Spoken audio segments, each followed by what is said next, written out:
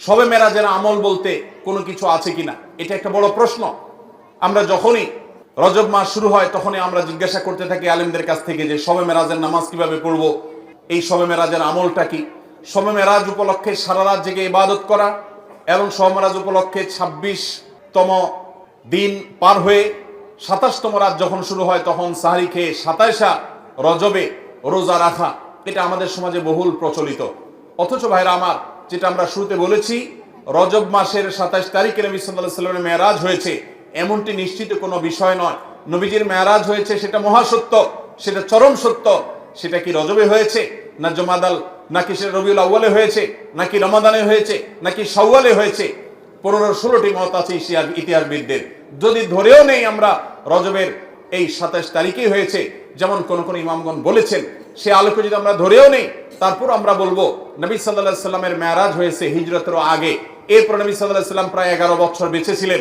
এই পুরো সময় জুড়ে কখনো তিনি মেরাজ দিবস, মেরাজ রজনী উদযাপন এটা তিনি কখনো করেছেন বলে কোনো জাল বা জয়ীফ হাদিসে পর্যন্ত বর্ণিত হয়নি। বিধায় মেরাজের এই ঘটনার পুনরাবৃত্তি বা এই ইতিহাস, ওই তারিখটার পুনরাবৃত্তিকে আপনার কেন্দ্র করে প্রতি বছর একটা বিশেষ দিনকে শবে মেরাজ উদযাপন করা, রাতভর বিশেষভাবে ইবাদত করা, দিনভর বিশেষ গুরুত্ব দিয়ে রোজা রাখার কথা বিশুদ্ধ কোনো হাদিস দ্বারা প্রমাণিত নয়। আমরা শুধুমাত্র মেরাজের বিষয় থেকে শিক্ষা গ্রহণ করব, মেরাজ থেকে আনিত নামাজটা আমরা আদায় করব।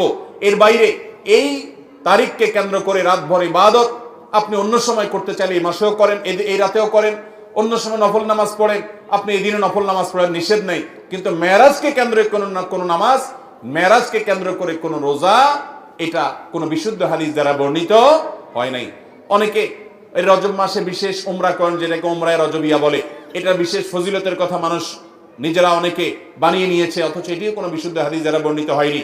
অনেকে 27 রজবে সালাতুল রাগায়েব নামে বিশেষ প্রক্রিয়া, বিশেষ নামাজ পড়ে, এটাও কোনো হাদিস দ্বারা বর্ণিত হয় নাই। আল্লাহ কোরআনে বলেছেন, মা আতাকুমুর রাসূলু ফাখুযু ওয়া মা নাহাকুম আনহু ফান্তাহু, তোমাদেরকে রাসূল যা দিয়েছেন সেটা আঁকড়ে ধরো, যা নিষেধ করেছেন সেটা থেকে তোমরা বেঁচে থাকো।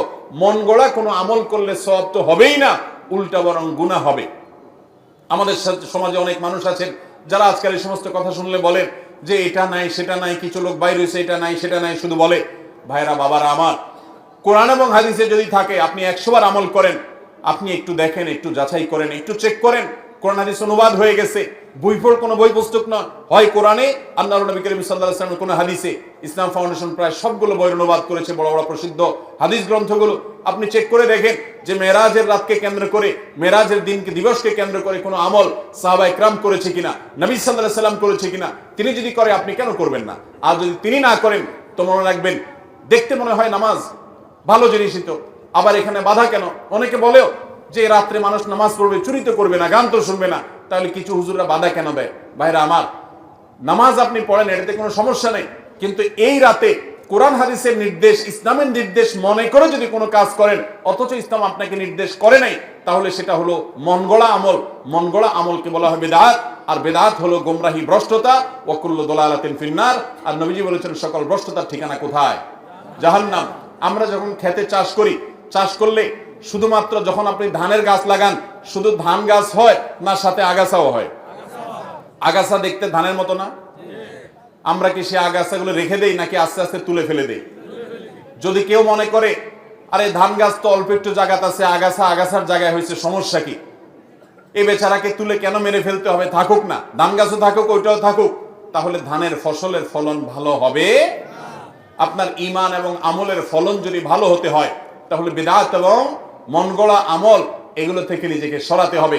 আপনি এমনি নিজে থেকে নফল আমল করেন, সেটা ভিন্ন কথা, কিন্তু বিশেষ কোনো দিবসে কোরআন হাদিসে আছে বা ইসলামের নির্দেশ মনে করে, বিশেষ ফজিলত মনে করে যখন করবেন, তখন সেটা বিদআতে পর্যবসিত হবে। অতএব মেরাজ এটাকে উদযাপন নয়, আসুন মেরাজকে উপলব্ধি করার চেষ্টা করি। মেরাজকে ঘটা করে পালন করা নয়, বরং মেরাজের শিক্ষাগুলো দিয়ে আমাদের জীবনকে আমরা সাজাবার চেষ্টা করি। চেষ্টা করবো তো ইনশাআল্লাহ। আল্লাহ রাব্বুল আলামিন আমাদের সবাইকে মেরাজের এই গুরুত্ব বুঝার তৌফিক দান করুন। এই মেরাজের অন্যতম বড় শিক্ষা হলো আমাদের প্রিয় নবী সাল্লাল্লাহু আলাইহি ওয়াসাল্লামের মর্যাদা কত বেশি। এই মেরাজ থেকে আমরা উপলব্ধি করার সুযোগ পাই, কারণ তিনি তার হাবিবকে ডেকে নিয়ে গেছেন এবং অন্য নবীদের সাথে সাক্ষাৎ করিয়েছেন, নবী এবং রাসূলদের ইমামতি করিয়েছেন। এতগুলো বিষয় দিয়ে আল্লাহ তাআলা প্রমাণ করেছেন তার হাবিবের মর্যাদা কত বেশি। সেই সাথে মসজিদে আকসা এবং বাইতুল মাকদিসের যে মর্যাদা অনেক বেশি, সেটাও কিন্তু এই মেরাজের ঘটনা থেকে বোঝা যায় যে আল্লাহর হাবিবকে আল্লাহ তাআলা সেখানে প্রথমে নিয়ে গেছেন এবং বলেছেন কোরআনে যে তার চতুর্পাশে আল্লাহ তাআলা বারাকা দিয়েছেন। অতএব আমরা মেরাজের এই সকল শিক্ষাগুলো আমরা অর্জন করার চেষ্টা করব তো ইনশাআল্লাহ, এই শিক্ষাগুলো ধারণ করব তো আমরা ইনশাআল্লাহ। আল্লাহ আমাদেরকে তৌফিক দান করুন। মোহতারাম হাজরিন, মসজিদে আকসায় যদি কেউ 1 রাকাত সালাত আদায় করে, বিভিন্ন রকম বর্ণনা আছে, কোন কোন বর্ণনা আছে আল্লাহ রাব্বুল আলামিন তাকে 500 রাকাত নামাজের সওয়াব দান করবেন।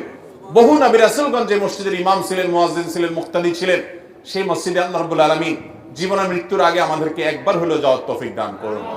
অভিশপ্ত ইহুদিদের হাত থেকে দখল মুক্ত করে এই মসজিদকে মুসলমানদের অধীনে এনে মুসলমানদেরকে গোটা পৃথিবী থেকে যাওয়ার তৌফিক আল্লাহ তাআলা দান করুন। সবার চেষ্টা করব তো ইনশাআল্লাহ।